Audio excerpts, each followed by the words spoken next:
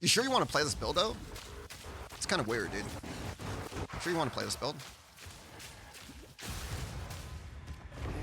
Okay, you should definitely play this build. We need a build guide? Okay, I'll go over the build so Franz can make a video right after this. And I'll do it in Jung's voice, too. Do it in Ox voice? Meow! Okay, let's go over the build. Let's go over the build real fast on why it's good. Hi guys, IMJUNGROAN here. Today we're gonna talk about Gas Arrow Deadeye and how to leverage really cheap uniques into a really high damage build while maintaining solid defenses, good movement speed, and insane clear. First, you have to understand how this build works. We use this Death's Harp. And why do we use Death's Harp? Because Death's Harp has something called a pure multiplier with additional arrows. And this mod is really, really hard to get. The only time you find this mod is on dual strings and mirror tier bows. And mirror tier bows only have 2 additional arrows, while this bow has 4. This bow is really, really good crit because it has plus crit. I can't do this anymore. Okay, here we go. Today we're gonna talk about Gas Arrow Deadeye and a remake of the original build. And we use several interesting concepts here to generate big damage for this build. First, you have to understand what Death's Harp is as a bow. Death's Harp has 5 additional arrows when it's corrupted, and it has a really good line that says plus up to 70% to critical damage multiplier. And you have to understand what plus and increase is. Plus is adding to the base. So every single time you crit, there's a base multiplier, right? Which is plus 100. Adding 80 means now you're taking that base multiplier, adding 80 meaning 180, then you're multiplying that number to get to a really big number. In my case, in this build, 1K, 1164, right? And you could be like, okay, well, you have extremely high multi, but this bow only has 5% crit, right?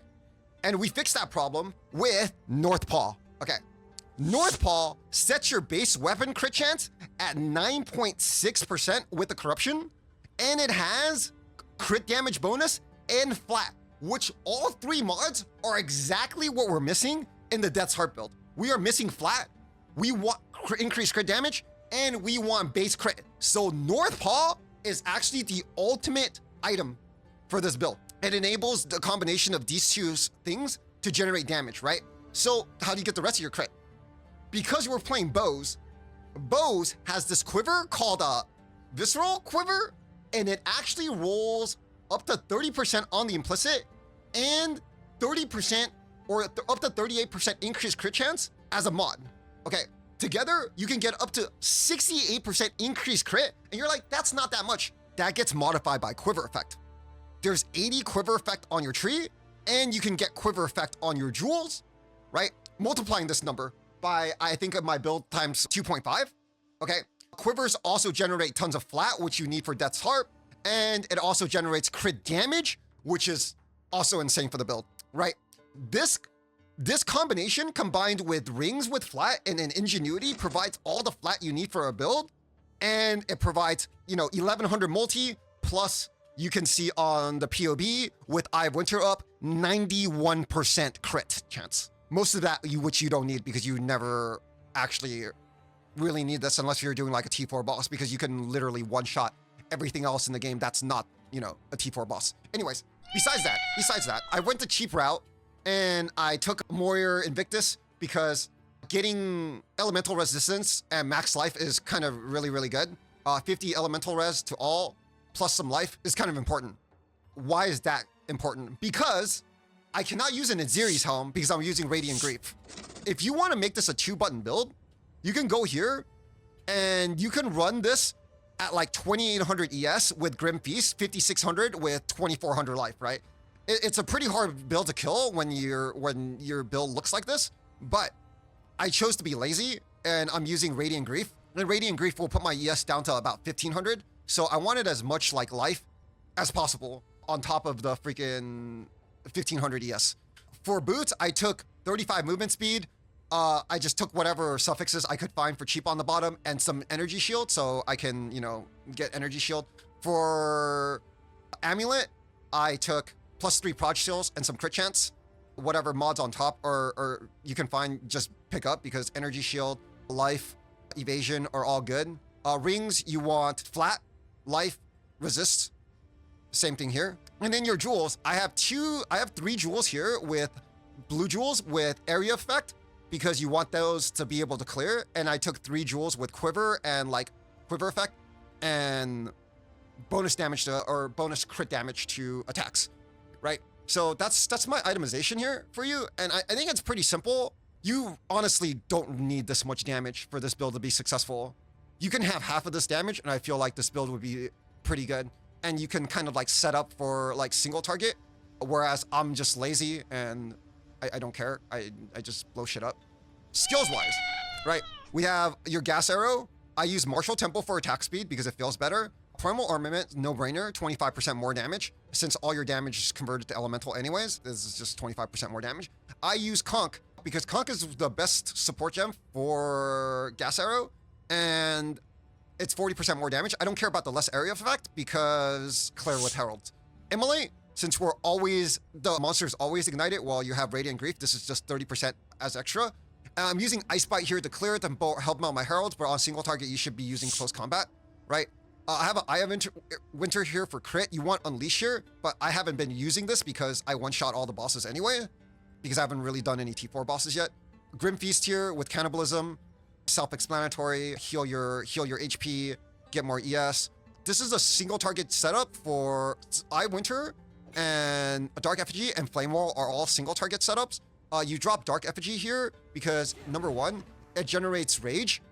And number 2, it gives you some mana regeneration. As you can see, like our mana without Flask has like a little bit of issues, right? And Flame Wall is something you cast to shoot your arrows through to generate a little bit more flat, right? If you need to.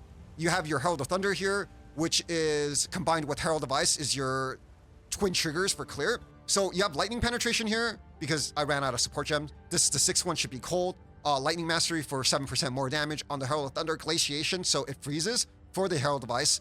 And Innervate, so when it kills a monster, you get 30% damage as lightning. So this is going to try to freeze the monsters because of all the cold damage that we have on our gear, right? I have cold here, and cold here. I think getting cold, I don't think getting lightning damage on every single piece is important, but definitely getting cold piece on every single piece is sort of important. And then you have your Herald of Ice. And here's the clear for Herald of Ice. We have Magnify effect, and this combined with Ambush is really, really good. You can see on POB that normally when you're playing crit, you don't have this, right? But when you run Ambush and enemy life is on full, you can see that your Herald of Ice actually has a close to 100% crit, and it hits like a truck, right? Because of the crit damage multipliers. It's almost like a 60k Herald of Ice, which is like 3 or 4 times more life than a white monster has in this game. And it's absolute insanity. That's why you can see my Heralds chain like so well. So that's what we're doing there with Herald of Ice. You have Conduction here for a chance to shock, so the lightning damage from your Herald of Ice will chain to the Herald of Thunder, and the Herald of Thunder will chain back to the Herald of Ice. Cold Mastery for 7% more damage, and Long Shot, the further you go, the more attack damage skills with Herald of Ice. You have a Wind Dancer here for evasion, and that's what you got for skills. On top of that, you have Pen here. Socket into the Death's Harp is like one of the few ways you can actually get Tri-Ele Pen in this game. Since most of my damage is cold and lightning anyways, once we switch to single target damage, we switch to like Storm Surge and Storm Swell to get the rest of the pen that we need for big penetration bosses like Arbiter. You can also, I don't know, anoint this if you really need to, but that's how we solve pen. And the tree basically looks like this for the single target setup. As you can see, we're focused mostly on movement speed. We have every single movement speed node on the tree. 1, 2, 3, 4, 5, 6, 7, 8, 9, 10. All 10 movement speed nodes are taken on this tree. I don't have any on my jewels because they were too expensive for this budget. And the rest of the build is pretty much just energy shield, evasion, and crit. One speed node missing. What's the one speed node I'm missing? These? I don't have those. What am I missing? I don't think I'm missing anything, bro. Oh, this? Yeah, I'm not chaos, so it's useless. Anyways, that's how the build, that's what the build kind of is right now. And I think it's very good. It's sort of like safe from nerfs because what are they gonna do? Nerf Death's Harp and nerf North Paw? They're not gonna do that. It's like, it's a HOA-less build that does like insane damage in the game. So it's fast, it clears like insanely well, and it's just cheap. That's why it's good, right? Because it's cheap. Could I do this on Monk? You know, actually, you could do this on Monk because you don't need the additional proj on Deadeye. But why the hell would you want to do that? Why would you want to play this on Monk? I mean, you would just play it on Invoker and it's 100 times better than Monk, right? Anyways, that's how the build currently is right now. I think it's good. I've been playing it. You guys have been watching it. It looks good, right? I say for about like 40 divs, you can get this build done. Probably at like 10% less than like the stats that I have right now. I didn't really like understand how much damage I needed, so I kind of built it with like more damage than I really need. I'm probably gonna like do like a single target setup for like Zesh or something later to see like what we can do with it. But I kind of need to like think about what I want to do with that setup though. You know what the cool thing about this? Like the Wind Dancer actually kind of kill shit in this too, if I get hit. And you're like, it's crazy that your Hell Device is strong enough to kill rares, but yeah, it's actually strong enough to kill rares without like really good gear, right? Just with the Death's Harp. Crit is just like really OP, and abusing crit in this game is sort of like kind of insane. And oh, and I showed this to people earlier, but I'll do it before I forget. You can literally take like, you can take this build, right? And you can see that I do 7.9 million damage, right? And you can go to dual string. You can go to expert dual string, right? And you can click on the one with the highest DPS in the game, like whatever this is, mirrored, right? This is literally like all max mods, merciless, dictator, flaring, acclaimed of the sniper with 2 attacks, right? And you can take this bow, right? And you're just like, let me take this mirror bow that someone made, and this mirror bow is 27% more damage, but with 2 less arrows on this build. So I'm 7.9 right now. I'm gonna switch to this bow and I'm gonna take off 2 arrows and you're actually losing damage. That's how strong Death's Harp is in the game right now. That's how strong Death's Harp is. This is what people don't understand, man. People don't understand. They're just like wasting their time doing stupid shit, dude. Obviously, like the mirror bow is like a lot better for like stuff like snipe and anything that doesn't abuse multiple projectiles, right? It's definitely better for all of that stuff. Woof, woof, woof.